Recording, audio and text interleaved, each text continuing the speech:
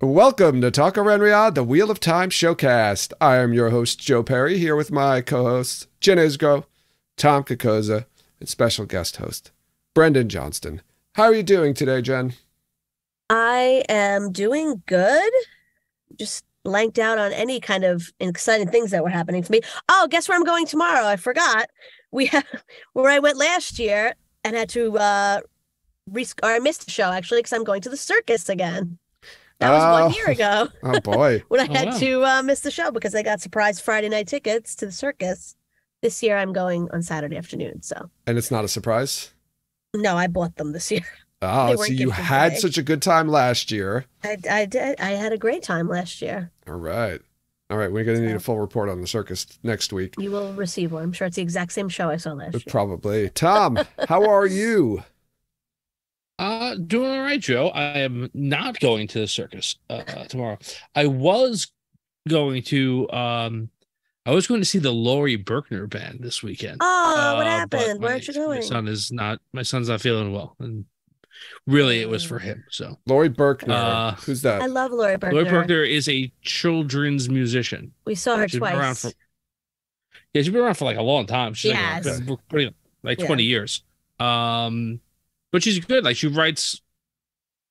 she writes songs and they're for kids, but they're like not like I'm sure you've heard cloyingly her sweet, songs. cheesy songs. Well, the name sounds She's been familiar. That's around why I since asked. like Abby was little, so you've definitely Yeah. like Okay. I thought you were going to say She since we did were little, but, We Are the yeah, Dinosaurs. We Are the Dinosaurs. Oh, I'm gonna yeah, I know that catch you. song. You better run. I'm Oh, gonna that catch Yeah, song. That's, you. yes. that's just Yeah. a pop song. I'm gonna catch you just a pop song. Or the goldfish. Well, they're all Um, pop Goldfish. songs, Tom. Yeah, know- but that's I know like you're a talking pop about. that like Yeah. you could change the lyrics slightly and have that be a pop single by somebody. Like I think you could do that anyway, with the dinosaurs, too. We Are the Dinosaurs. mm. Anyway, Brendan, So enough Yeah. about Lori Berkner. What do you got going on this weekend? Can you beat the circus and Uh, Lori Berkner? Yeah, I don't know if I can beat it, but Rob and I are going to see Sweeney Todd on Sunday. Oh, there you Ooh. go. Who's in that? Josh Groban Oh. and Gosh, some other people, probably. That's I don't think well, he's doing it all himself. By the way, admittedly, it's Just for people who don't know who Robin is, that's Brendan's dog.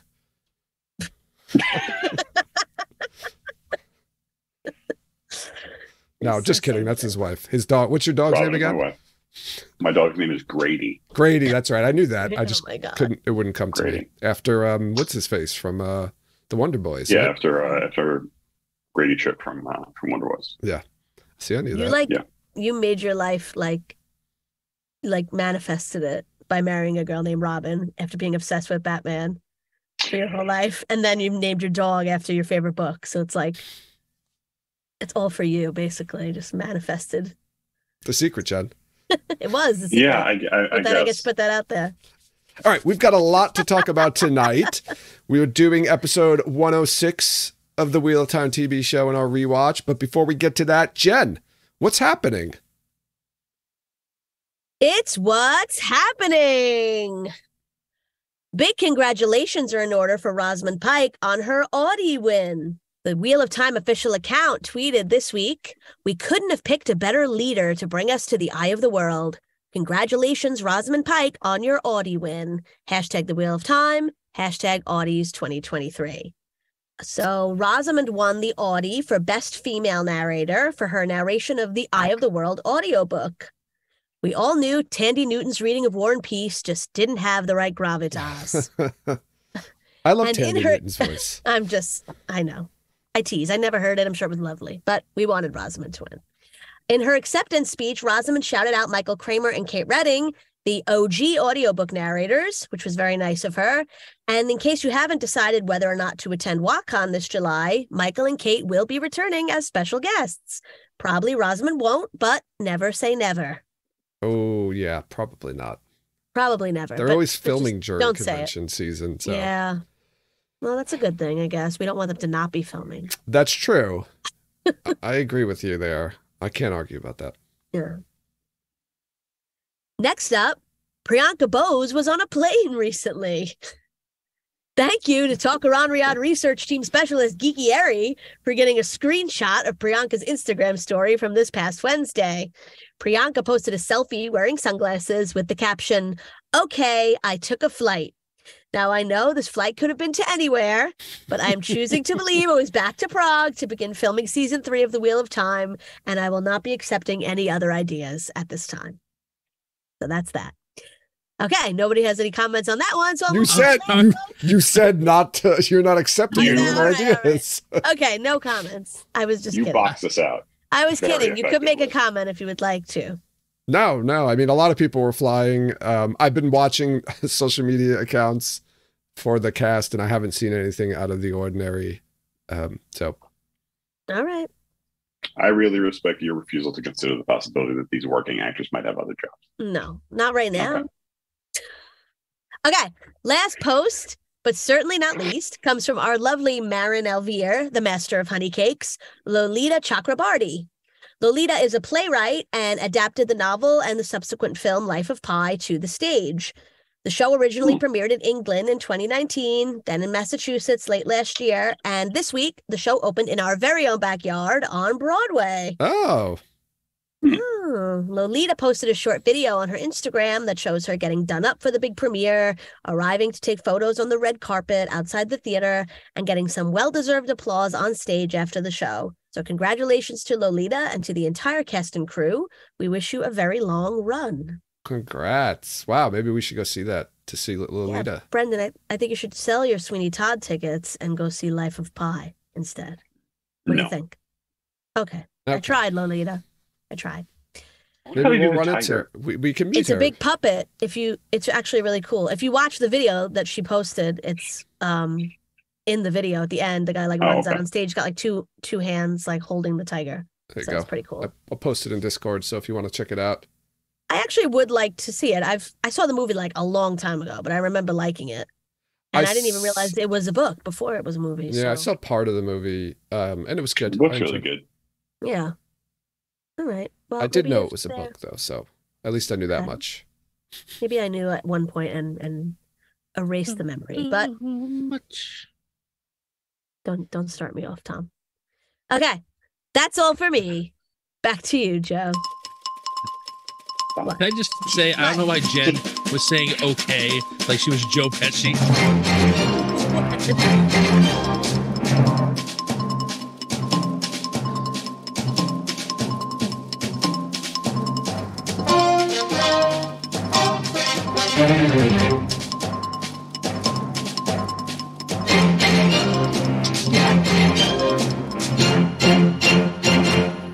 Welcome back to another edition of Where's What Origins, where we talk about nothing.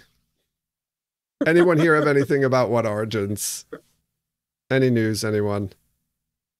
Any thoughts? Okay.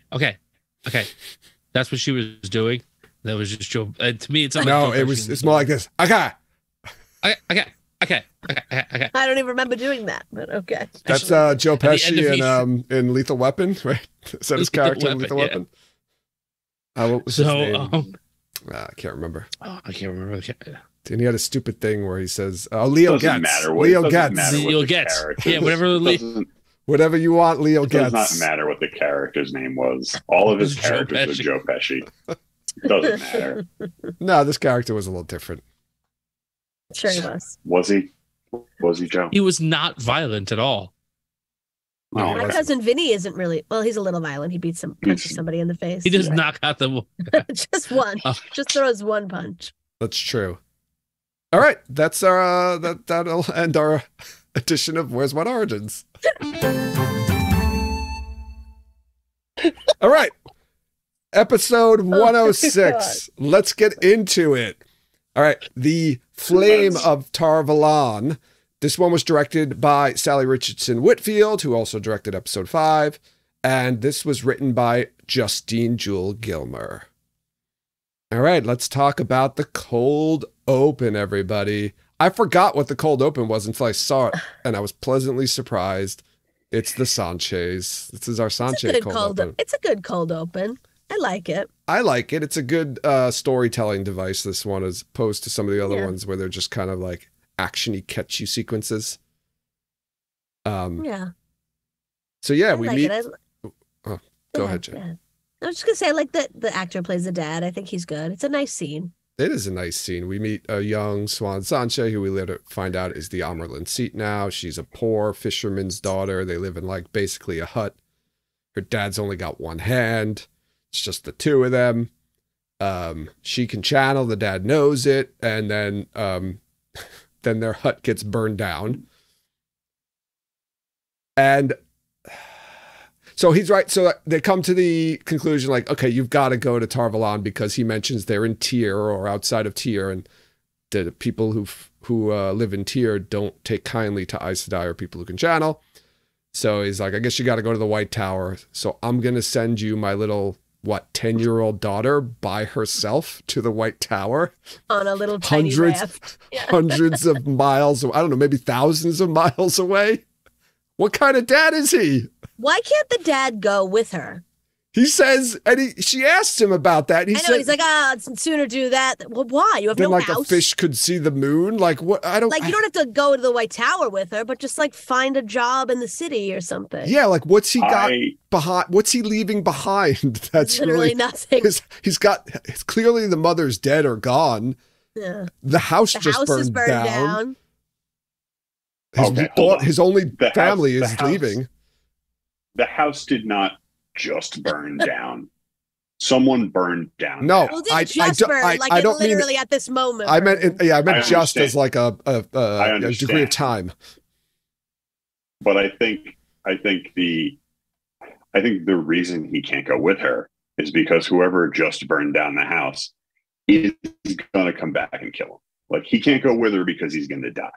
But what? Why doesn't he just Why go does with he her wanna though, die? instead of I don't- dying? I don't know why. Because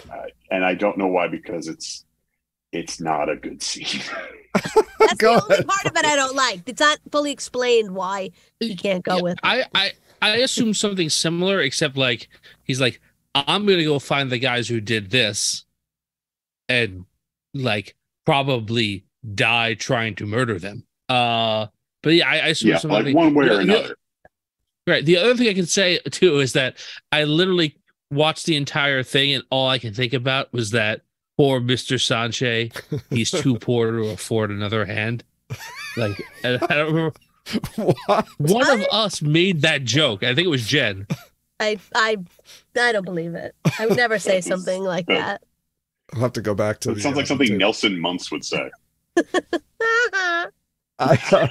Yeah, I was enjoying the scene too. I was like, oh, it's a poignant, touching scene. You know, I like you learn a little bit about her background, and it actually is interesting because of some dialogue later.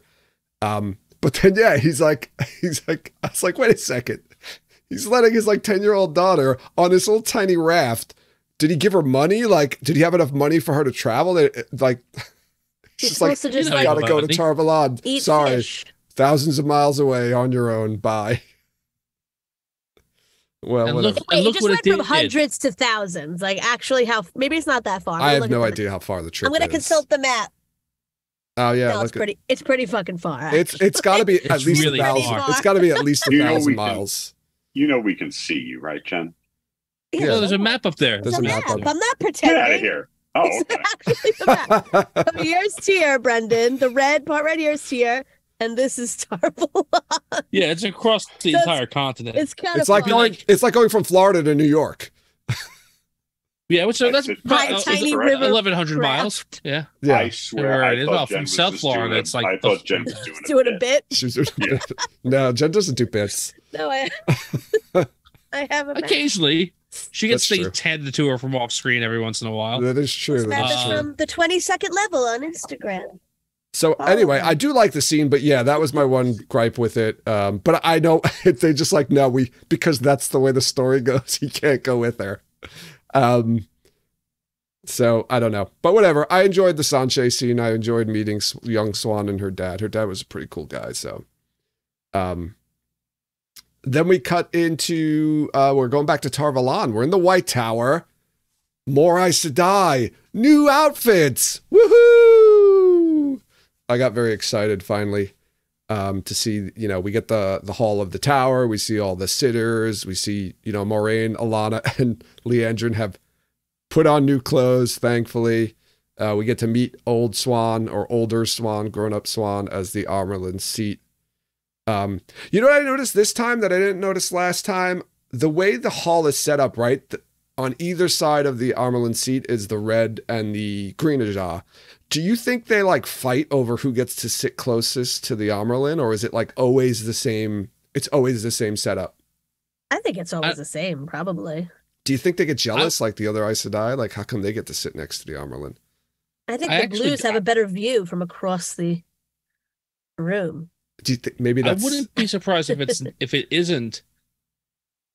Like, I feel like the Aes Sedai hierarchy is so political that is like something that you win and lose. You think like maybe the eldest sitter, like the group with the eldest sitter gets to sit next to the Amyrlin?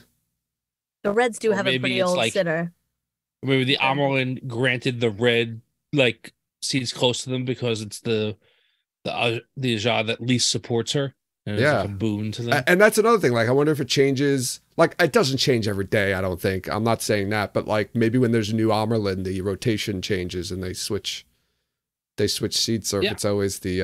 I'm saying beyond that. I think that's something that not every day, but I'm saying that's something that I would not be surprised based on how things are in the tower, that is a political like gift that's given and taken, like won and lost.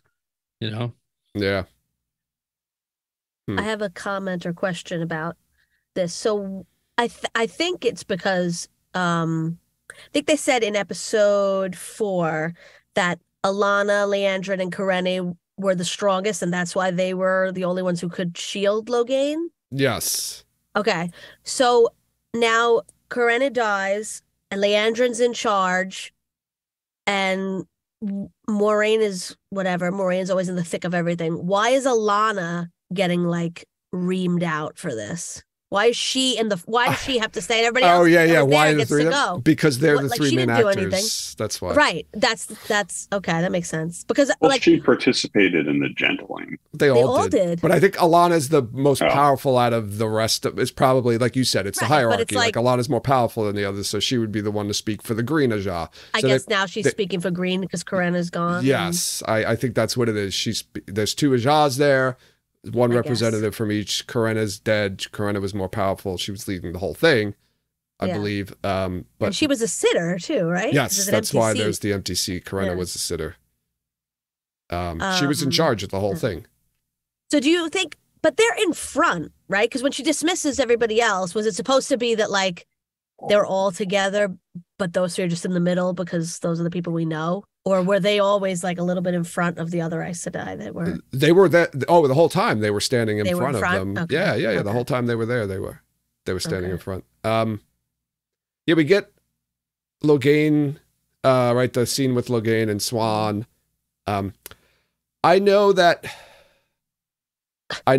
Swan says, and I'm not going to kill you. I'm going to let you live and suffer through the madness. But don't you think the fact that he killed an Aes Sedai that he would have or should have been sentenced to death? I'm sure, like, to be honest, let's put it this way. Don't you think that would have been a bad political move to do that? Especially, don't you think the Greens would have been like screaming like he deserves to die, he killed Karena? Like, I would think that would lose favor with her among the Aes Sedai. Yeah, I don't know. Well, I mean, I think from how the scene goes, they barely spend any time on Logain. It's not like the three, Leandrin, Moraine, and the one whose name I can never remember, even though Alana just said it. Thank you, Alana. Like they acted outside their authority. It was like vigilante justice. I think she even says that's not the term she uses, but she talks about the rules, maybe and the laws. Under normal proper circumstances, maybe he should have been, but these aren't those anymore. No, I mean now that he's actually in the White Tower and he's getting like officially sentenced. That's what I was thinking about. But you're right. She says, I think she Like says already punished shielding. enough. She says what? Shielding, gentling, And gentling, death, killing. Yeah, like killing. Yeah, something like that. like they're supposed to be last resorts. And Yeah, I guess they probably don't like. Do they like? Oh my God, I just blanked out on the word. Do they like kill people? They, like execute people a lot? Like, I would because she assume says, they we're would. not. No. We're supposed to be like not using our powers to just like. I mean, they don't have to use the power to kill. But he him, I killed guess. one Aes Sedai. It's not like there's like some sort of gentled him. overreach. He's like, But he's, I don't know. that's worse. I Worse think punishment. yeah, and I think to Brennan's point, it's like maybe we would have done that, but you fucked this up so much that now it's gonna look like we're murderers, right? Because you went and you just gentled the guy out in the streets, Yeah.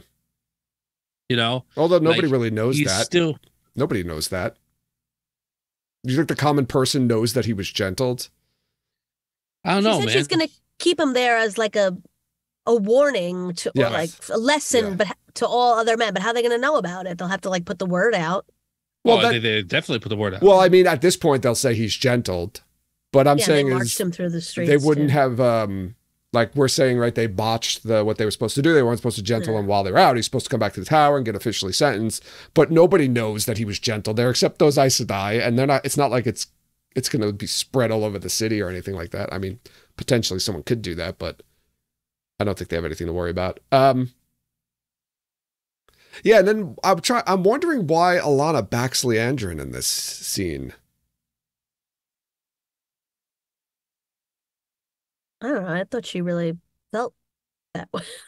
She seemed like she genuinely felt like she did what she had to do Yeah, in the I moment. think I don't think she because was they like can't lie. being manipulative. I think that's how she felt. All right. It seemed, I don't know, And the way she Moraine was said kind it. of like, all right, fine. Moraine seemed a whatever. little surprised that she did. Yeah, but well, I think everyone was because Greens don't usually. Yeah. Who says it later? Like, was it Swan? No, Megan says it. Oh my, yeah. She says like Megan? Greens back to red today. Like that's unheard of. Yeah, I have a comment about that when we get to Yeah. it too, because then she literally says the exact opposite thing, like in 2 sentences later. Okay. Yeah, and then Leandrin just throws Moraine under the bus. She just really hates Moraine. And then, so there's a couple of things I caught on in this scene, right? Moraine says she was unaware that Nynaeve could channel. So that closes the case on that, right? I think we were having this debate earlier whether Moraine knew if Nynaeve could channel. She flat out says it that she didn't Said know. she suspected that there was something. Yeah. But that's because she thinks she might be the dragon. So that cleared that up, which I was like, oh, cool. I don't even remember that she said that. The other part is when the Amerlin's like chastising Moraine and she says, she calls her Lady Damodred, and they're like the hall gasps. Yeah.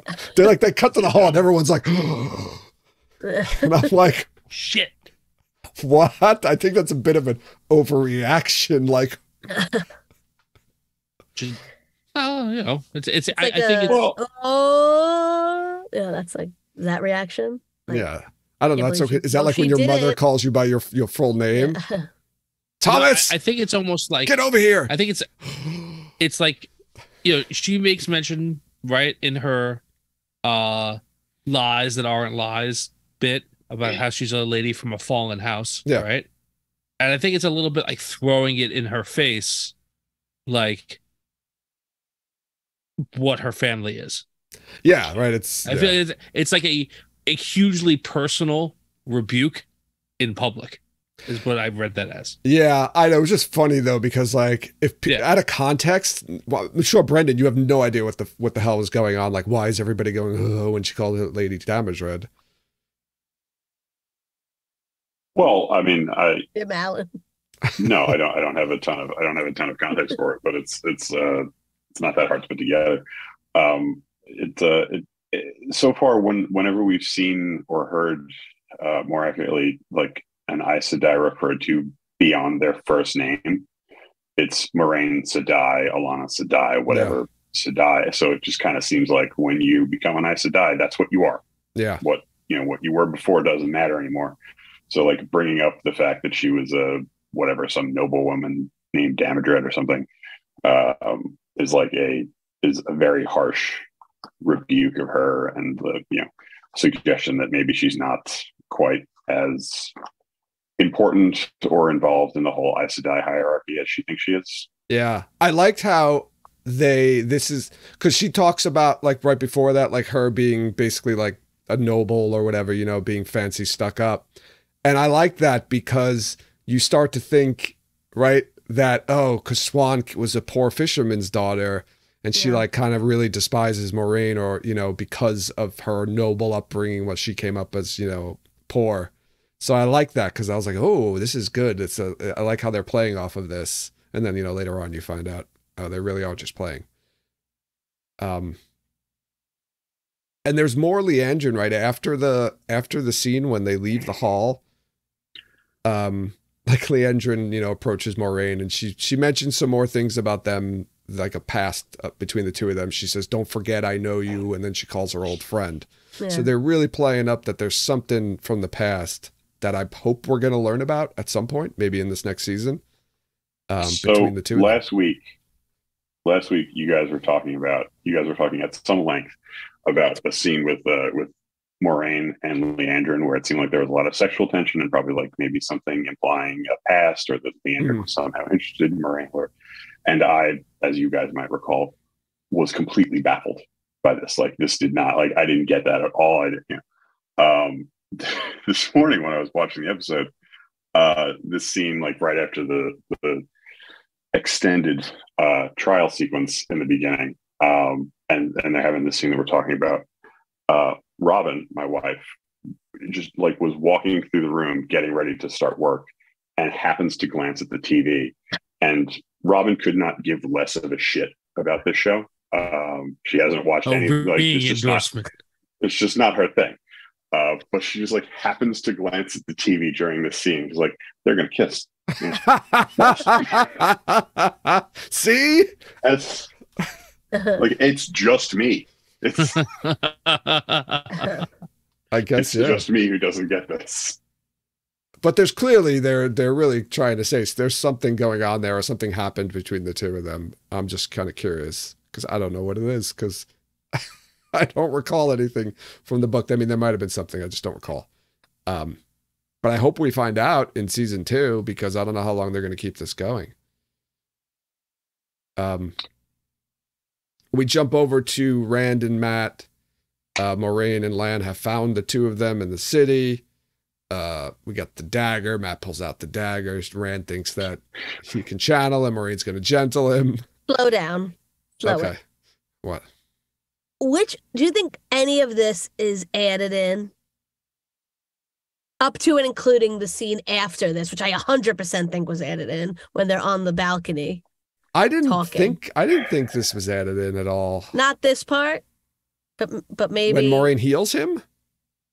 Yeah, you don't think this was? Yeah, I think that the like after. Oh no, wait. Well, re-edited, not added, not edited, not edited. Like yes, re-edited. I think that this was. I think this was like, all right, well, let's just heal him now and deal with that. Like I feel like that wasn't the original intent of this episode. Like when she says after the scene after this, where she's like, "There's darkness in him." Oh yeah, all that. I think that was definitely added. I think so, yeah, but I don't think the other scene before it was. Okay, I wasn't sure. I don't think so. I mean, it's pretty straightforward, right? She heals him from the dagger, from Shadow Logoth. It sounds like it's for good because from that conversation afterwards, it sounds like he is fully healed.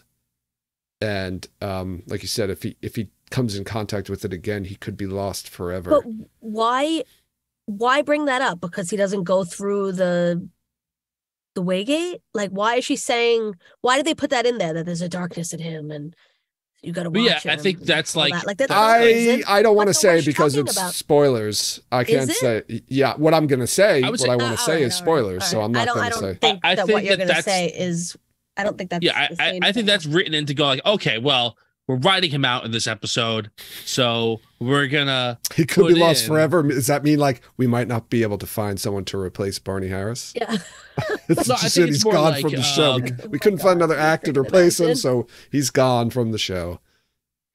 I think it's more along the lines of like establishing that while he's healed, there still might be a temptation for him to, I don't know, some sort of temptation for him to get the dagger again. So I think then, I'm going to say this then. I think it was definitely their intention from the beginning then that Maureen heals him completely from the dagger. They added that extra scene of line in to say, yeah, he's healed from the dagger, but like you're saying, Tom, we're going to put this line here to kind of give you, to kind of set up him not going. I think there was a different scene there, though. Yeah. I feel like that wisdom line is too good to like not have been in the original script. I feel like they were like, we're keeping that line. Oh, yeah. They probably just rewrote some of the dialogue in the scene. It's probably a scene that they had and they just had a, But like, this comes later, but it's weird that she's just like, to Loyal, like, builder. And then he just bows to her, and then later she's like, "Oh my God, it's so great to meet you." She introduces herself. She's like, "Hi, I am this person." It's like, you could introduce yourself. I don't know if that's just because like she needed him now, and now she's gonna be like all super nice. But before, like, it's not like the first time she ever met him. Yeah. I don't know. That's why I think that's. Well, I don't think. Yeah, I don't think I don't think it was supposed to be like she just met him, but she was just being formal. I think because they needed his help. Yeah. But I thought the same thing. I was like, she's introducing herself to him, and I'm like, you met him a little while ago. Yeah. Why didn't you introduce yourself then? Are you serious? Yeah. I don't know if Brendan's upset or just like you keep doing this, like putting your head in your hands as if you can't believe this. No, that's just how I I'm self-conscious about it, Tom. Thanks a lot. That's just what he always does when I'm talking. Just how I sit. I sit like this. Yeah, he's very stressed out. He's very stressed out. So we get our bathhouse scene then after. So this is what I was talking about before. You're right. Want one quick thing about the scene where they take the Venom symbiote out of Matt. There's a bit that like I noticed it the first two times. I remember noticing it the first two times we watched it. Like they go in to the room and Rand's like, "Moraine, you're here, you're alive," or whatever. And Lan says, "Nice to see you too." And I remember the first two times I watched, thinking like, "Oh, I guess they just had to give him a line." Like he just said, because he doesn't do much in this episode, and they threw him a line. But watching it this third time, I realized that like Lan's a little offended that Rand didn't acknowledge him too. Like, because it's a much like watching it again, it's played much more pointed. Like, hey, fuck you, I'm here too. Yeah, I didn't even realize. Marines here. Okay, yeah, I didn't realize that either. That's all. But yeah, he felt a little offended. Like, I think he needs to take some self-analysis here, because as we talked about in early episodes, while Rand is a douche to Moraine almost the entire time, Lan is a complete dick to Rand all the time. That's true. He's not happy any of it. That is true. Why would I be happy to see you? I'm glad you made us go back, Brendan, because I did want to ask one question since we were talking about this scene and if there was anything changed or added. Do you think there was a scene or more explanation of what happened to the dagger that in this episode and it got cut out? Yes, and that's one of the reasons why I think that the scene has been edited. Because he just throws the jacket over it, right? And then like that's it. It's like I see it, yeah. And I feel like because the other parts of that are like, are like talking about how they're gonna need that to fully heal him, or whatever. And like, oh well, that's not happening anymore. So yeah. I maybe one of the cold opens of the next season will be what Lan did with the dagger. Yeah. Jen's crossing her fingers. Bathhouse. All right, we got a what's her name? Megan. Why Yes. do the servants also have to be topless? It's hot in there. Yeah, it's hot. I think it's so nobody wear a tank top. I think it's so the other people don't feel uncomfortable because everybody's naked. What are they gonna do? What are they gonna do? Run to the Gap? It's wear a tank top. I don't care where they get one. You don't have to like. Maybe she don't see anything. Maybe she feels more comfortable being bare chested when all the other people in there are bare chested. She just wants to fit in. Sure. Stop enforcing your puritanical 21st century real world opinions on the people of Tarvalon, Jen. Shit. If she wants to be topless, it's fine. I just want to make sure that her employer didn't. Oh, okay. There's a story we could find out about the proprietor of the bathhouse, and maybe he's an asshole and makes them go topless. I don't know. Do you think that bathhouse is outside of the tower? No, I thought it was in the tower. I thought it was in the tower. Oh, really? Oh, yeah, I assume thought that's like a bathroom in the tower. Oh shit! I thought it was like a third party. It's like no, what? I think there is a 0% chance that any of the Aes Sedai go to a bathhouse owned by a man. That's also probably true. But I didn't even think that it was actually in the tower. I was thinking that it was outside. Outside. That makes more sense. No, I assumed it was. I also assumed it was in the tower. Here's what I'm going to say. I'm going to tell you. I'm going to use something from the books to explain this. Just like when they do the raising of the Aes Sedai and they go bare chested to show that they're a woman. It's so that the people in the bathhouse, like the Aes Sedai who are bathing, know that these are women in there. Okay. Not men posing as sure. women. But yeah, that's okay. Good. There's a conversation going on in Hedsky points out a line that Maigan says, "Why can't we meet in the tower?" I thought you said, "Why can't we meet in the hall?" No, I think she says in the tower. I think there is a hint that it is outside. I don't know. Why are we're talking about bathing again? This is the. What brushes do you think they use, guys? Soft or really hard and uncomfortable? And definitely soft brushes. Soft. Okay, but anyway, Jen, there was a line you mentioned before, right? Maigan says something to the effect that, the world's going mad. Reds and greens are supporting each other. A green spoke for a red. Dogs and cats. Yeah. She's like the sign, that the world's going mad.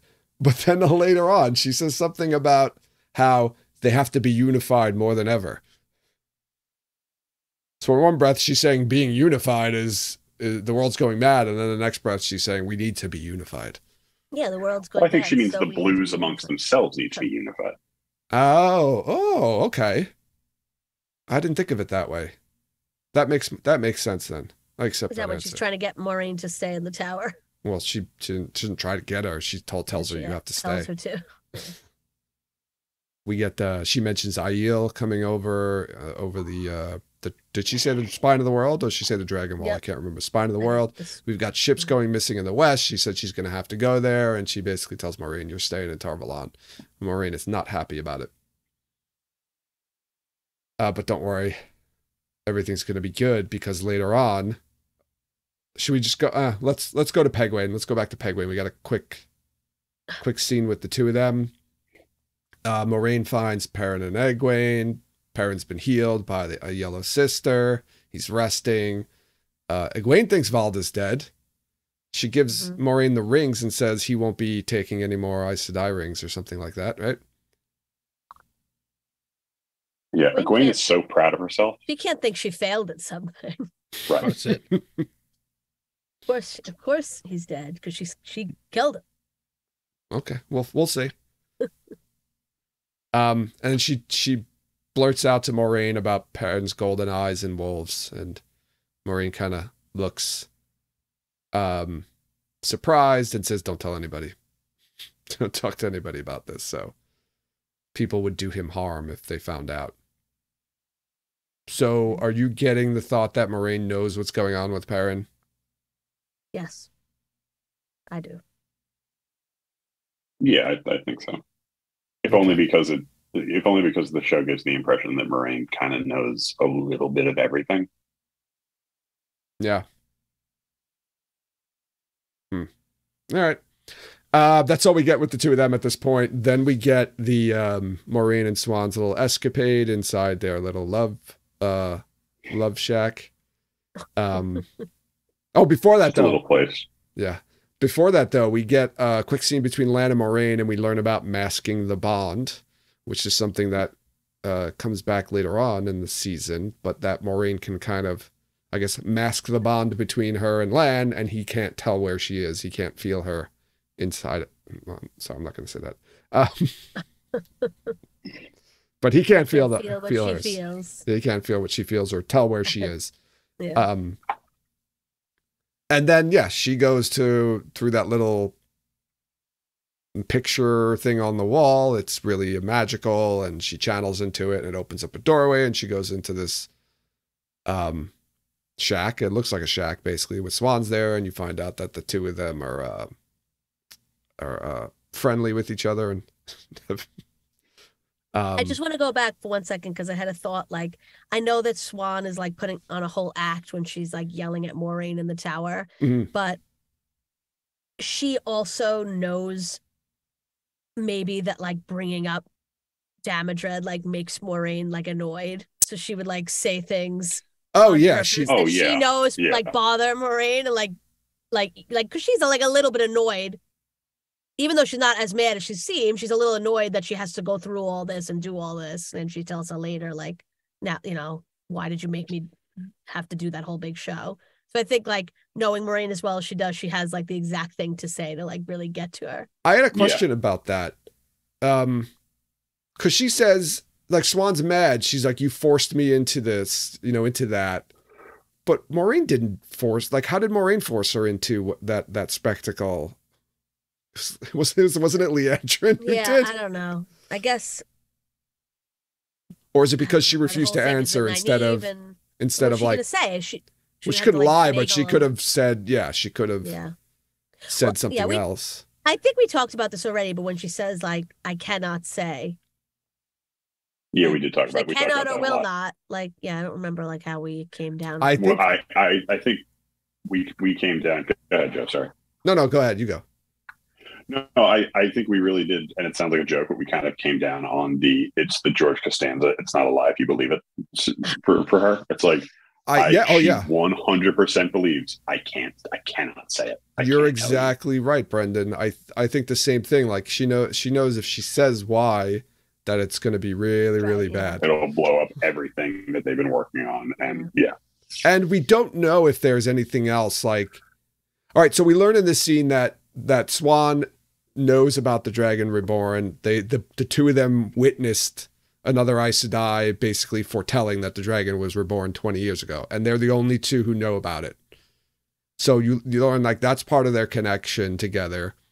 So I'm wondering if they maybe swore an oath to each other, promising that they wouldn't tell they wouldn't like say anything about it like to other Aes Sedai or some sort of oath to each other. And she literally couldn't say because she swore an oath.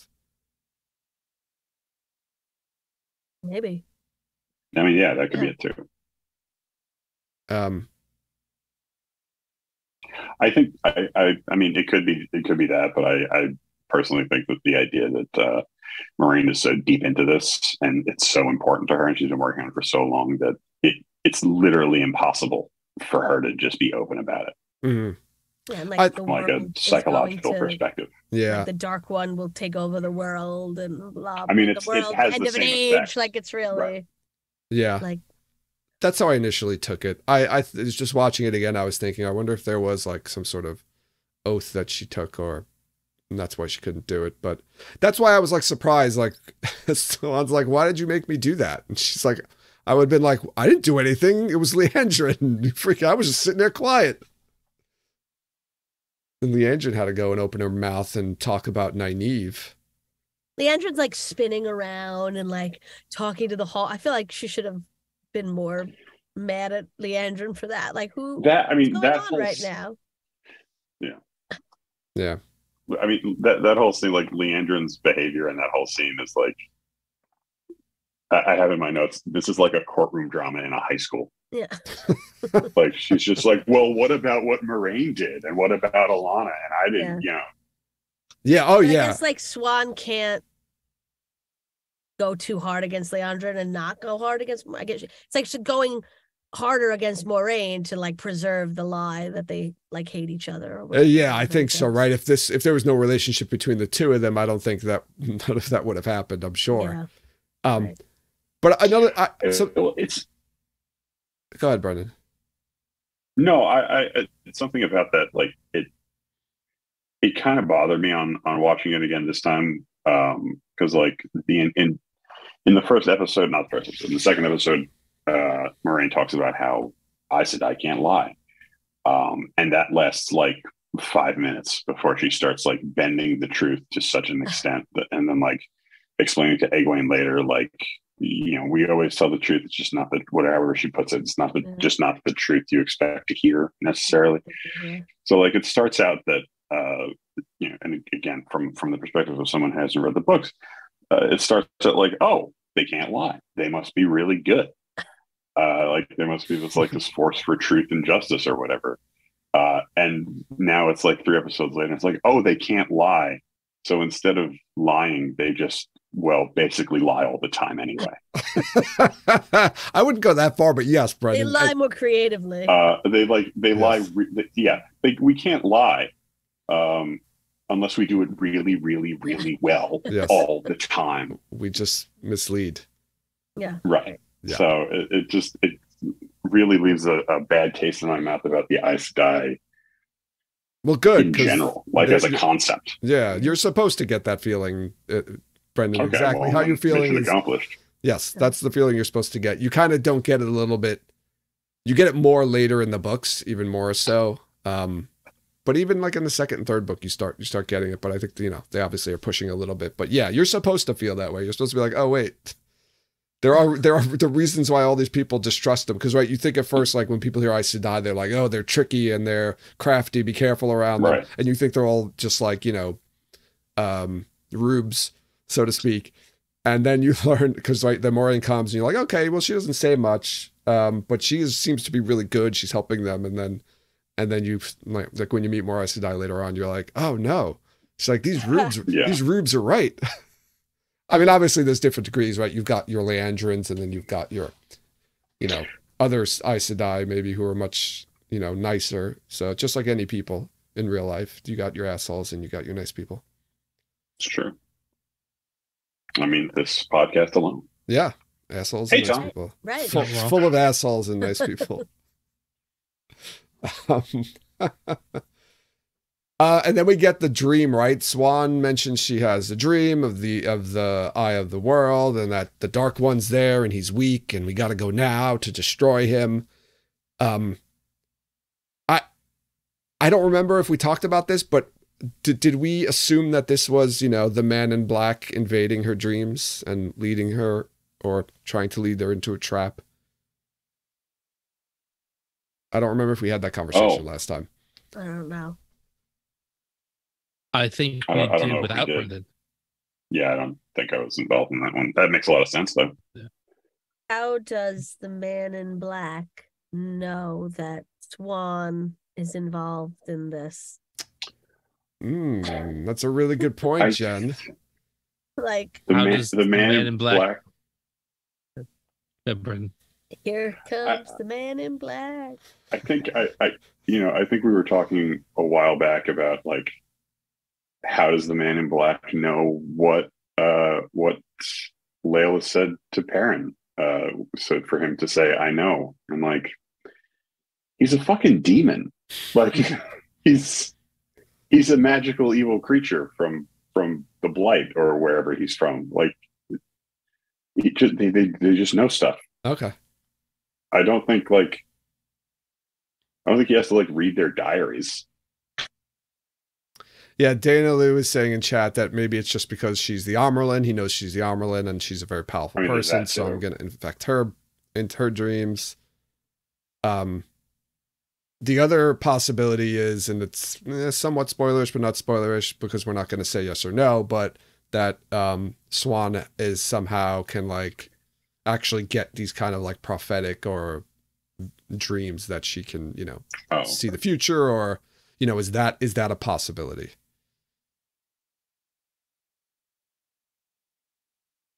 Okay, we don't have to answer that because it's a spoiler. I thought you just said not to answer it.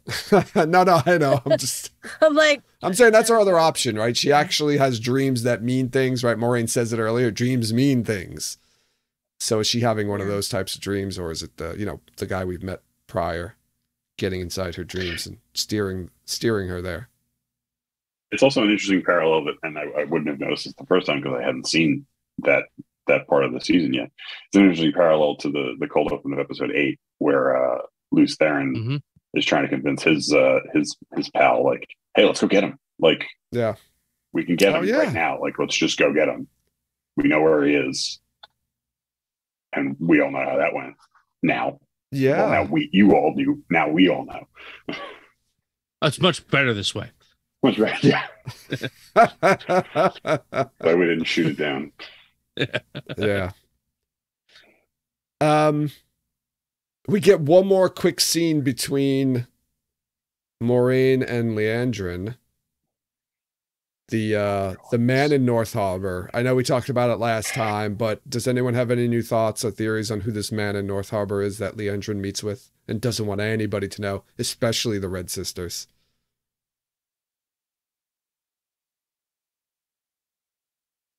No? No, because I think those are two.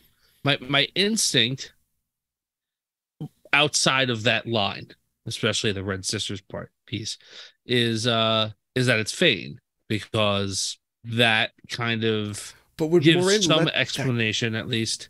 Would Moraine let that go? Would Moraine let that go that she's meeting with? Oh, she doesn't know who he is. She doesn't know. Why would she? Yeah, she doesn't know who he is.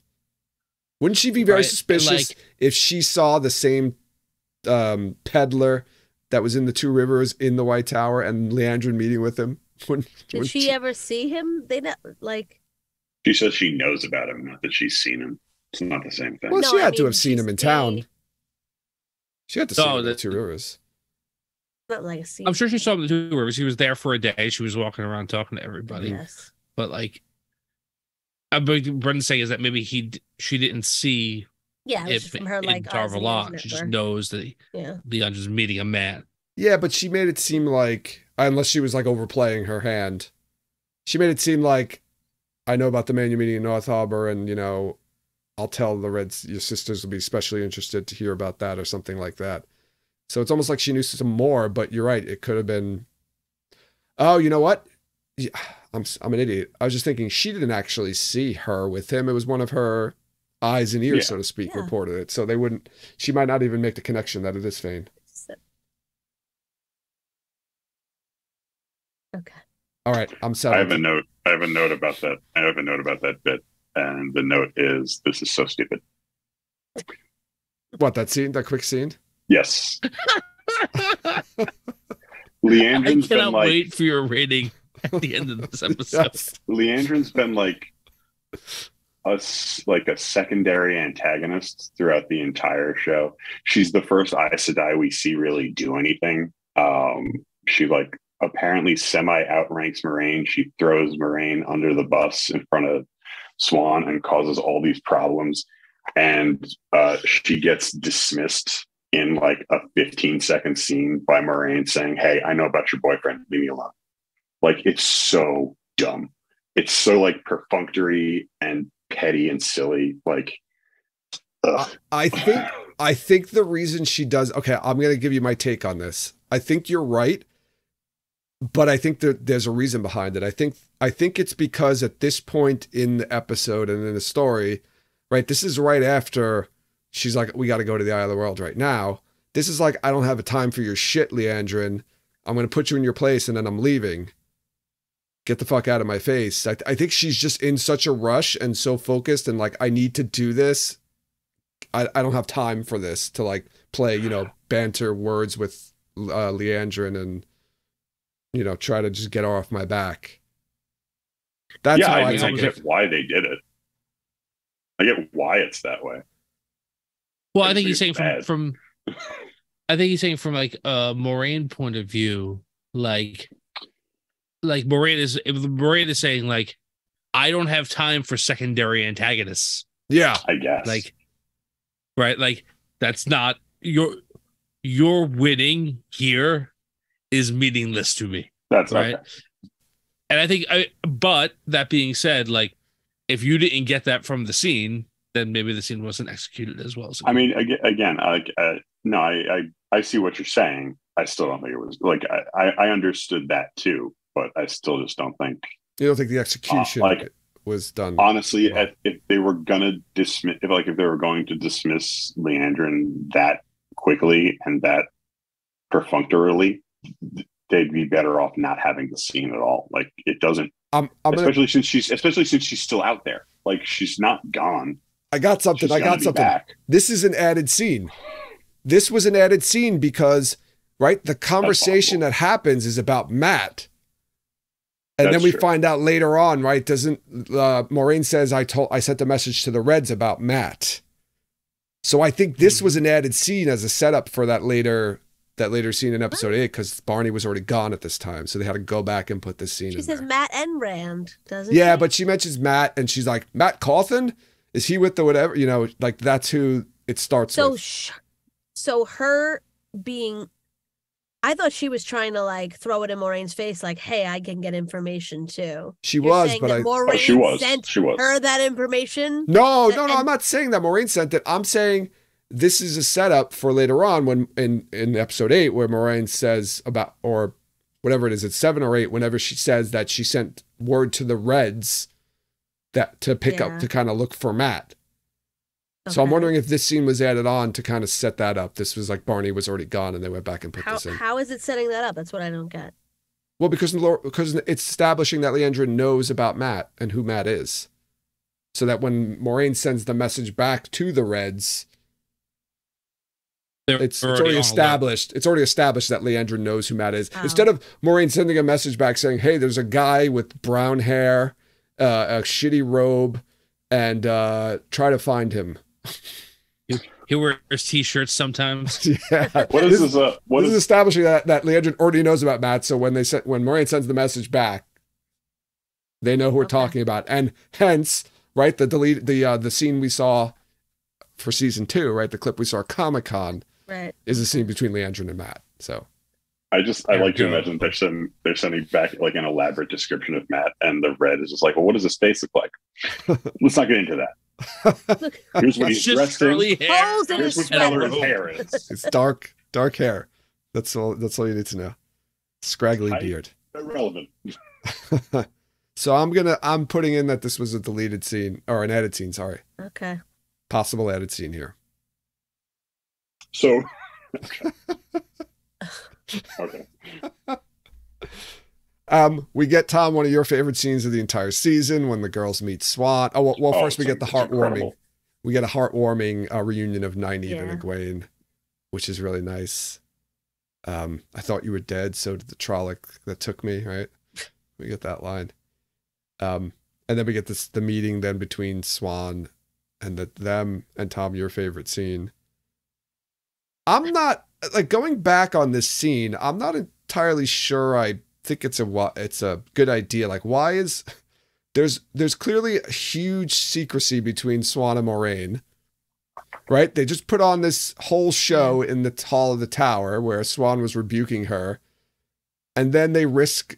Well, I don't know where they are. First of all, it looks like they meeting they're in Swan's room. Swan's office. Yeah. So then Moraine just goes to Swan's office with the two girls that she was being yelled at about before, or one of the girls that she was being yelled at before.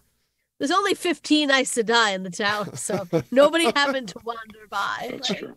Like, how does isn't this like something? Isn't this risky for the two of them to be having this meeting? I see what you're saying. I think it is risky, but I think it is I think it's an intentional, calculated risk. She's bringing them in, and they're telling them what's going on because they need them on their side, and bringing them in and letting them in on this important stuff is going to make them feel that this is an important situation that they're in, and that they're trusted and necessary and important. Like it's all part of their, like, more or less benevolent mind games that they play all the time, it seems. I think. Yeah. I like it. And it does feature, as Tom noted, some of the best, maybe the best nonverbal acting in the whole series. Yeah. Twice from Egwene. This is actually a really important scene that they had to put in there because of the way they're pacing the story.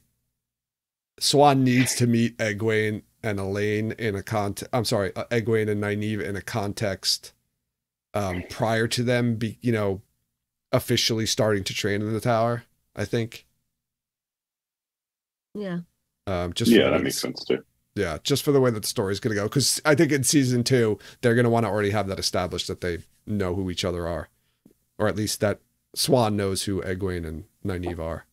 But what do you think she tells them, right? Because she gives them a little speech and she's like, it's very important that you do it, like that you do what I tell you to do or whatever. And then they kind of like agree, but then it cuts away and you don't know what she told them. And then Nynaeve mentions, I think at the end, like, I told them what the Amerlin told us. When you have the opportunity to link with someone who's barely trained, do it. No, but she says, like, she tells Egwene that she told the others, like Rand, Matt, Parrot, like, and well, not like Parrot. that it's important for them to, they're important, and the wheel, like, they can't just do whatever they want. The wheel wants them to. The wheel wheels is the wheel wheels. Great.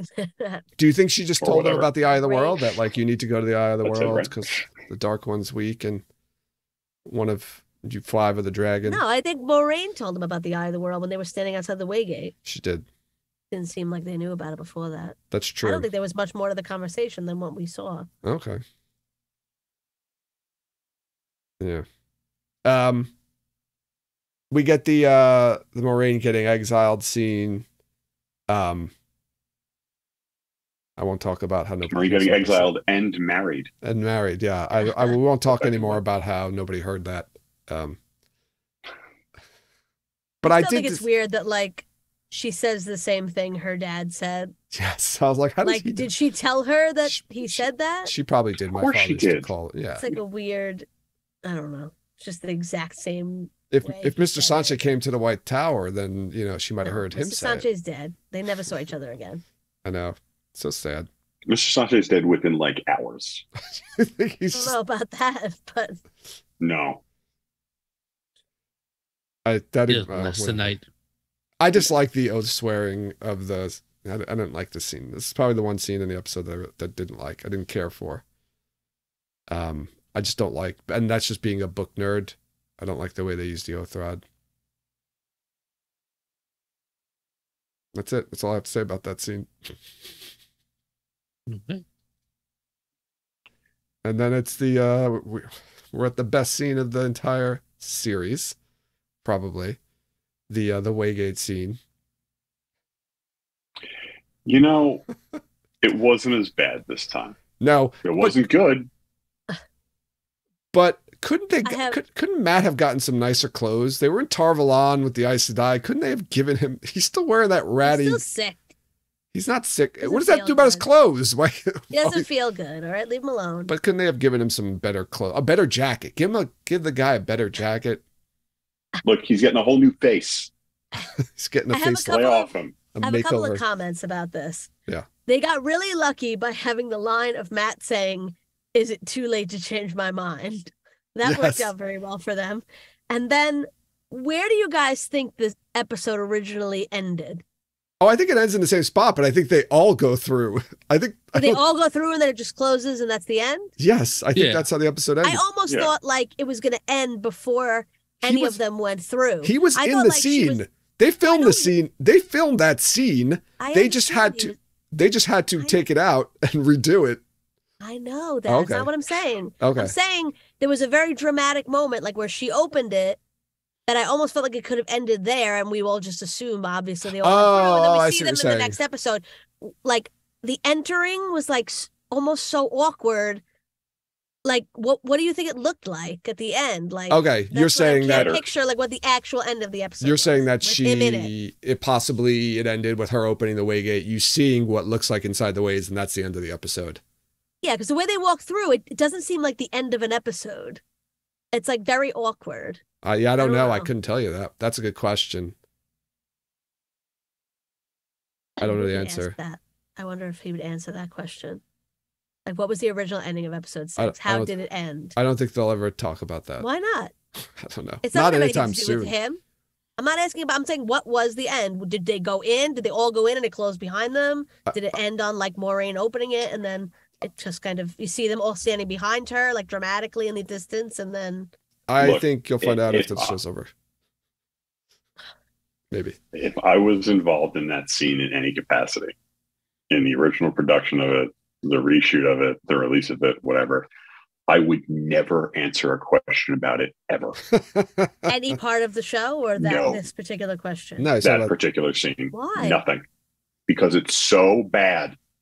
But that's what I want to know, like what it could have been. Yeah. It was longer. I see what you're saying. They had I think the best strategy is just put it in a bubble and move on. And that's it. Yeah. Well, you answer it, well, Barney left. No, my question is not, it's not because Barney left. My question is, what was the original ending of episode 6? No, I'm saying that's how they would answer. Well, no, Barney they wouldn't left, answer like that. They're not going to bring up Barney. And neither am I. I just want to know. I don't know. We already know like part of the original ending of episode 8, right? Kind of. I don't know how we know that, but I feel like that's a different story though. That wasn't official. They just threw COVID under the bus. COVID. Blame COVID. What COVID ever do? COVID. Just blame COVID. He could blame it on COVID. He's like, he could answer the question. Well, it was COVID, so. It wasn't COVID.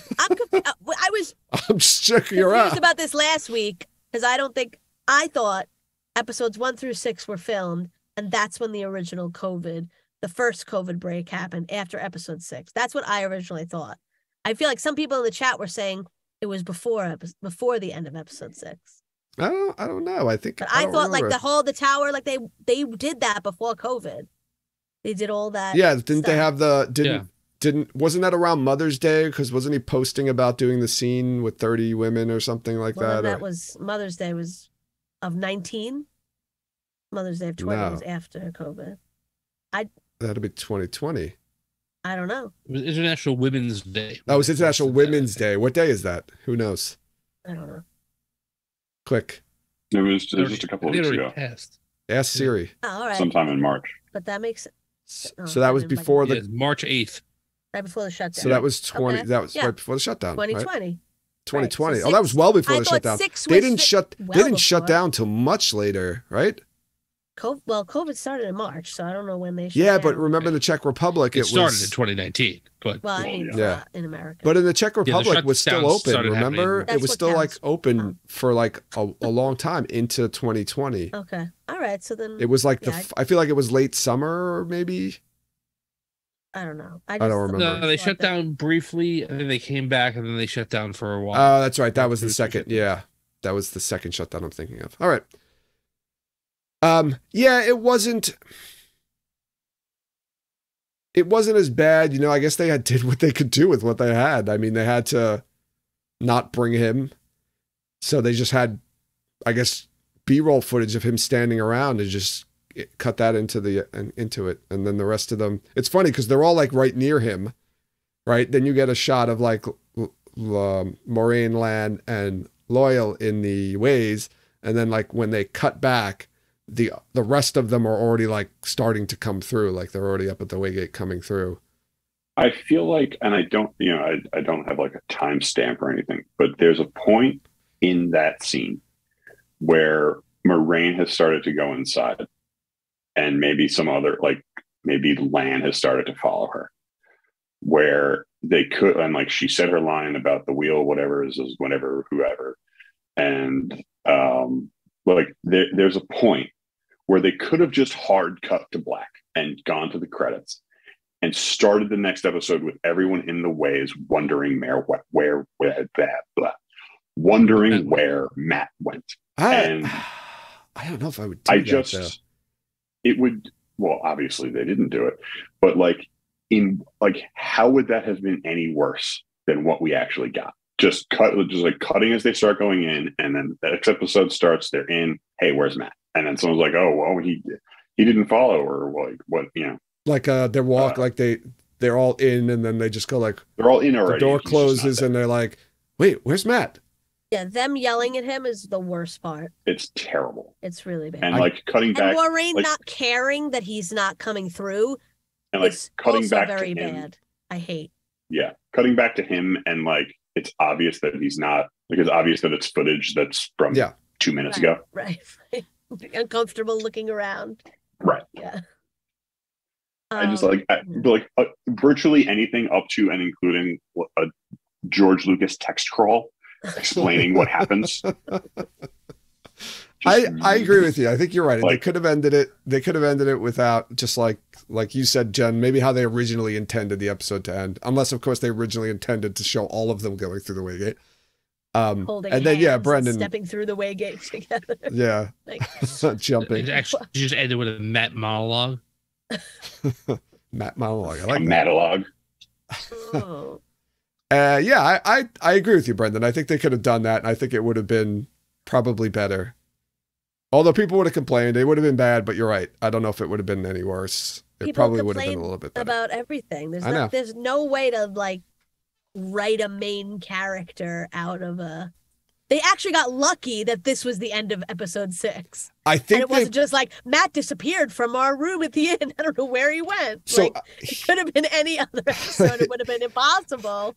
Oh, Tom and Brand just wake up and he's gone. Like this is probably, if it had to get an episode from the disappear in, I mean, this was probably the best one. I would say this. This is why I'm going to tell you why they didn't do it that way, or make a case for it. Because remember, this show wasn't like a whole dump, right? It was weekly by this point.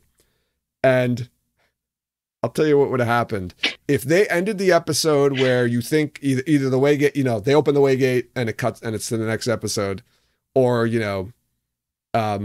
think they go through the Waygate, whatever it was. If they ended the episode the way you think they should have ended it, waited a week, and then we go right. We fans, book readers, go to watch the next episode, and there's just like, oh, where's Matt? We'd been like, what the fuck is this? Everyone would have been like up in arms and pissed. I think they purposely wanted to kind of set it up so people knew that he wasn't going to be in the next episode. I think Dana's saying in chat too, just because he didn't go through the Waygate doesn't mean that he wasn't going to have like a story of his own going on. So if you didn't know that he left, you would still be like, what? Where is he? Like, why aren't we seeing what he's doing? Yeah. You know what I mean? You wouldn't know that in the book he goes through. Like if you're just a show watcher, you have no idea that, oh, okay, this is what happens in the book. You wouldn't even know. Yeah, you don't even go like, that's a good point, right? You would think that they might go follow him now, and you find out like they cut Why to what wouldn't he's they? doing. But Just they because don't do. they're not all together doesn't mean they've been all separated this whole time. So, Yeah. I don't know. Yeah. Well, it is what it is. It is what it is. That's inarguable. I was trying to pause the scene where this is going back to where Maureen kisses Swan's ring to see what color the stone was. It looks like it's like a gold color, right? It's like, Yeah. I guess not to be confused with the yellow. I have to see the two of them together. Her robes are kind of gold-ish, Yeah. Yeah. a sort of Bronze. faint Yeah. gold. Yeah.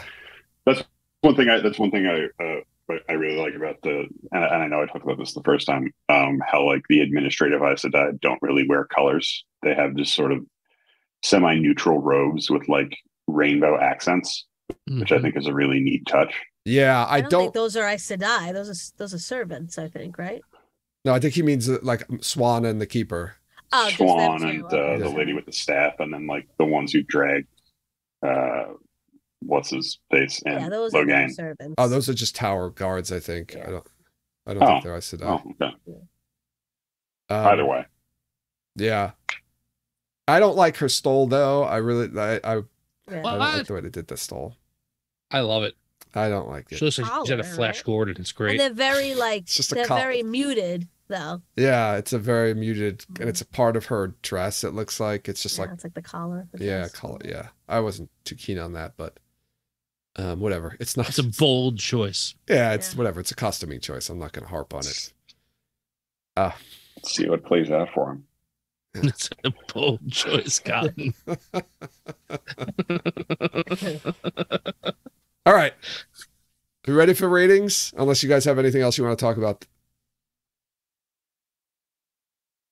No. We didn't talk about the Don't think so. loyal scene Which loyal scene? where she says that she needs his help, but then we don't see what she wants his help for. Oh yeah, And We there's know a what their cut help is. shot of them looking at like a map that's not in the show. Oh yeah, yeah. the scene that- There's no explanation in the show here, Right. in this episode, as to what she needed him for. Well, it's the ways, right? It is explained in the next episode. The next episode. But does she need him to find the waygate or to get through the ways? No, to get through. Get he can through read the ways. Okay, He because can he like read the- shows Even up though- alone first. the So it's like, signposts. yeah, I don't know. And again, I know this is not what we're meant to think, and I know this isn't what happened. But the 2 times that Moraine meets with Loyal, she refers to him as Builder, and then there's just the structure, and it really kind of implies that Moraine said, "Hey, go build us a gate." Right I here know in it's- this I know empty that's open not- field. I know that's not what happened, but it kind of seems like that's what happened. Well, yeah, that would have been I funny also if, like that- if he was there already when she showed up, and he's just like, He's know, just, like, got putting He tools was with him. touches there, on it, kind like- of. He shows up like behind shows him up one right minute after her. she got Yeah. there. Everyone shows up like 1 minute apart in this giant open field where He's it makes no sense that they didn't see each other. Are you, They're all are you coming from the alone? exact same place. Right. Are you yeah. alone? No. But everybody else is 45 seconds behind me for some reason. In 2 different Yeah. groups for some No, reason. Lan was getting the other group and he was getting them. But still, they were why was Also, there's the other one so right far behind? before Moraine meets with Loyal, I guess like Lan went to find him, and she asks him like, how does he seem? And Lan's like, he's very significant pause, upbeat. And I just think it's hilarious that they introduced this character who's apparently so beloved by the fan base and everything. And he does seem like a lot of fun. He seems like a real hoot. As I said in our Discord chat, he's like, what if we did Chewbacca and C-3PO in one guy? But like everybody's immediately tired of him. It's hilarious. Yeah, he gets cut off every time he speaks. Even Moraine, right Everyone when he's is starting to talk about the ways, Moraine just cuts him off. Everyone's Everybody just immediately tired of his shit. It's like, and it's not that they don't like him, but it's just He's like Toby from The Office. It's like No, he's not like Toby from the office. they all treat him like Talks that. slow and gets excited and they don't have time for anybody. Yeah, They're trying to save the world. It's I think it's refreshing from an audience point of view to have somebody who is just in no way picking up on urgency vibes. yes. right. Like, And it's also He's just on a interesting- different wavelength. Yeah, and he's also not like essential. Not that like everyone has this. Everyone else seems to have like this big destiny, and Lan and Moraine have this deep connection, and whoever's the Dragon Reborn, and this one's a wolf guy, and these 2 are super channelers or whatever. And Loyal's just this big galoot who's just sort of along for the ride all of a sudden. Yeah, I like books, okay? Like that. That's it. It's just like Yeah. He's Donnie from Big Big galoot Lebowski. who's along for the ride all of a sudden. Shut the Brendan fuck up, Donnie. Johnson's story. yes. Yeah, we need more Loyal. Oh, maybe we'll get some more of him next episode. Maybe. We will Just for the first part. I mean, yeah, sure. We'll talk about that next week. Yeah, they don't explain. Yeah, we know why she went to get Loyal, but you're right. They don't even put a line in there. Like they could have just put a throwaway line in there that Loyal is the one who can get them through the ways. It would have been simple, nothing too crazy. Yeah. So let's do ratings. Let's do it. Tom, going to you first. This is a tough one. I'm gonna give this episode, and this is like a lot of people love this episode, and I do not know why. I'm going to tell Like you it's why. got a what? I said I'm going to tell you why, but you give me your rating first. 2.25. Woo! Wow, that's one of the lowest ratings yet. Woohoo! It won't be the lowest, I but don't. it's Oh, one it of better. the It better not be. Oh my god! right. This I think that the way I look at it is that people were so happy to see the relationship between Swan and Moraine portrayed the way it was, as frankly an adult and not alluded to but clearly on screen, that they forgive the episode like all of its major flaws. I think you're 100% right too. I think people think of like just those couple of scenes and like that's it. So I agree with you there. It's like one scene. Well, no, two there's scenes because they fade yes. away. Two, and yeah, come back. Two scenes, yeah. Basically Well, two scenes. Three with the oath rod. Fine. That's when I was counting. I wasn't counting the first Oh. scene with them. I was thinking of the No, when she walks into her room, then it fades to black and comes back up later. Post coitus. Oh, okay. Pre and post coitus. All right, I'm gonna go to you, Jen, because I know Brendan's gonna give it a bad rating too, and I don't want to have two in a row. We need balance. I'm gonna give it a 3. Okay. I don't think it's horrible, but there's a lot in it that I don't like. I'll give it a 3. Such as? The end. Just like the The way the scenes are beginning. I know The that middle. it's the middle, the beginning. No, I know what happened, but it's still a show that was presented on TV, Mhm. and I'm gonna grade it based on what I consumed. Yeah, you're I pulling can't- the excuses out. I got you. Right. Brendan?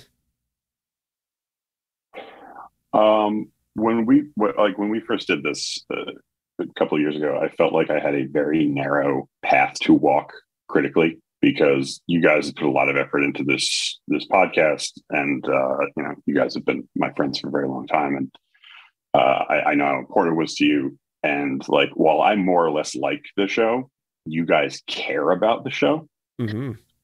and there were at least 2 episodes in the first time we did this where, like, during the course of discussing it, I felt like I was going too hard, and I pulled back because I didn't want it to turn into like a nobody beats up my little brother but me situation. Like, I didn't want to piss you guys off. Is this one of those He's episodes? prepping us for a bit. Get This, all right, Loyal. Can we get to it? yeah, this is a terrible episode. What is your rating? I think 1. Wow.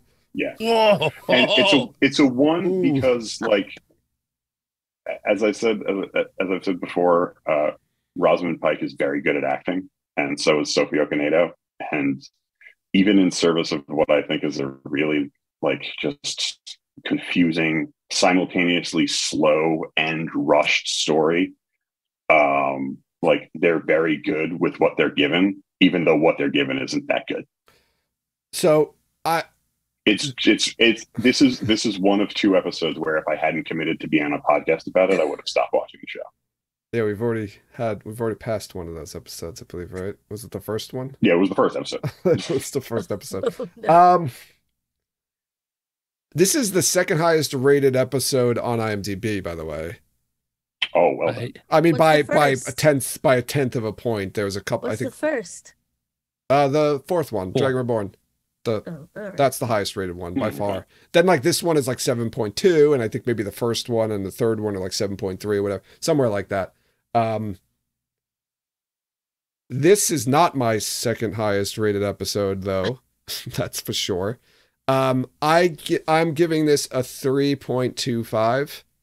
Right? So I'm putting it just below the first episode ranking wise, and it is because of Brendan, basically what you're saying. It's like Sophie Okonedo, she's awesome in this, and I want to see more of her. I wish the whole episode she was in would have just been all scenes of her.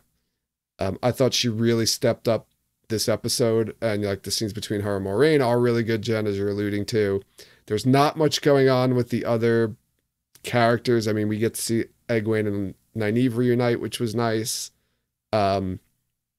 There just weren't too many things that I had a problem with in this episode, I guess.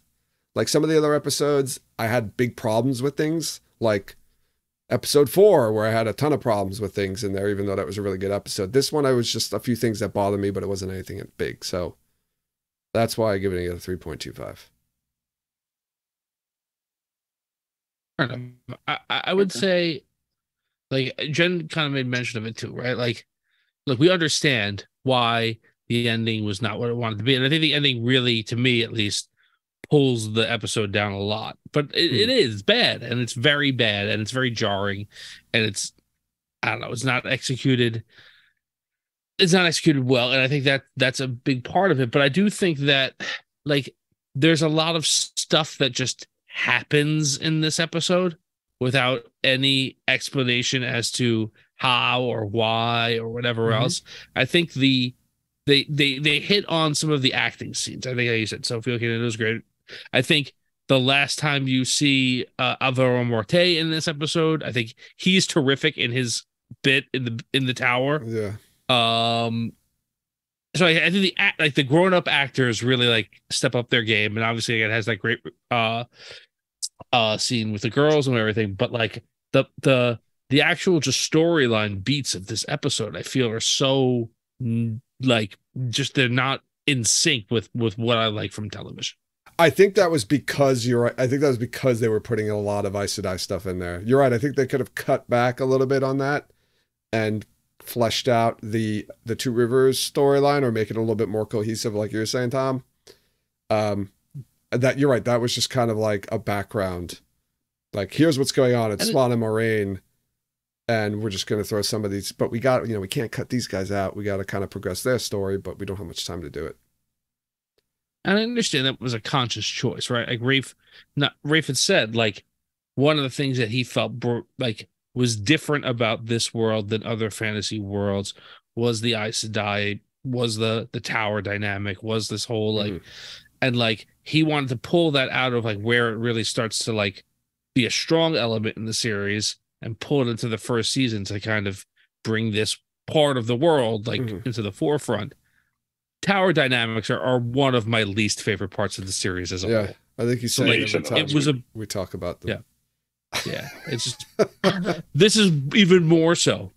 Yeah, it's like it's all that. I agree with you. I think they could have cut back a little bit on the Aes Sedai stuff in the episode, but I guess that's also because they're cramming in like book 2 and 3 are next, and they're cramming in stuff from book 2 into book 1. It's because they're cramming. That's really what's going on. And that's going to happen. It's going to continue to happen, I think. I just hope they do a better job. I just rewrote the ending. So okay, everything happens the same. They go through, you have the awkward, like, matte shots of him standing there. And everybody walks through. And at the last second, just Rand turns around and calls his name out right before it closes. So it's like, everyone's not going, Matt, like 6 people yelling his name. And then it's just like Rand, who was supposed to be watching him. 2 people said to watch him. Tom told him to watch him, and Moraine just told him to watch him. Oh. And then he's like with Egwene or something. He's like looking at Egwene. Yeah, and then he's making he like sure turns that around, she's okay. and at the last second, is like Matt, and it shuts on him. I think that. Oh, that's good, Jen. I like that. And they wouldn't have had to do anything different. Rafe, if you're listening, Rafe, hire me. You can hire Jen. She'll fix. Hire her. I'll work remotely. No, I'll work season 3. I'll just consult on like scenes that I don't think are good. I'll tell you how to fix them. Yeah, you can be the one who tweets after the episodes, telling people why they got their interpretation of the magic wrong. That's another. I know what you saw and what you heard. What really happened? Forget all of that. Oh, sorry. Yeah. So can somebody edit that for me? Skeeter is just putting hashtag give us Jen's cut. Somebody edit that and cut everybody else yelling. Release the Esco cut. You could yelling. Do it. I could probably Lauren do that. Can do it. Or you, sure, you could do it. Then fine. I think that's well. Actually, it won't. I can't do it with the music though, because it'll screw up the music. But I could cut it, and it just will sound funny. But yeah, you just cut music over it. I mean, if there's a clear shot of just Rand saying Matt, probably is.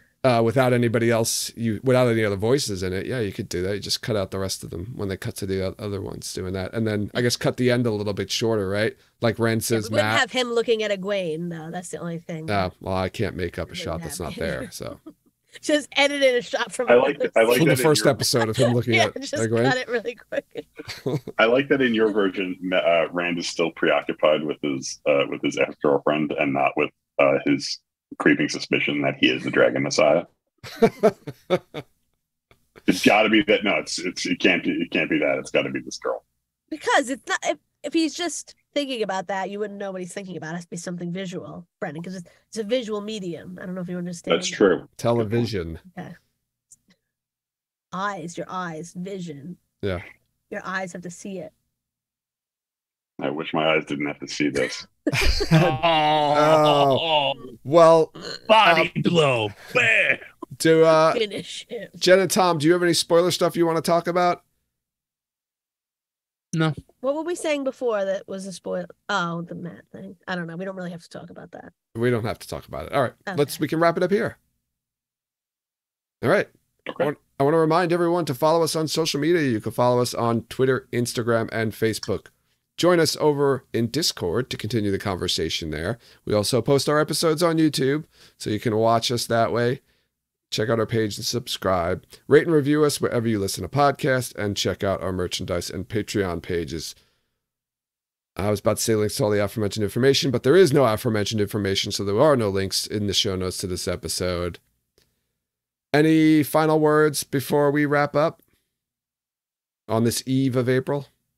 Happy Palm Sunday, everyone. When Yeah. it'll be my birthday when this episode drops. So Oh, happy yeah. birthday Oh, to that's me. right. Happy Hey, birthday, Joe. Joe. Hey, Joe. Yeah. So getting fucking old. All right. man. It's better than the alternative. It's true. Getting young? Sure. No, That I'm doesn't not happen. getting old anymore. Benjamin Button? Was that what you're talking about? That was terrible. Oh my What happened to him? Thanks everyone for listening, and you'll hear us next time.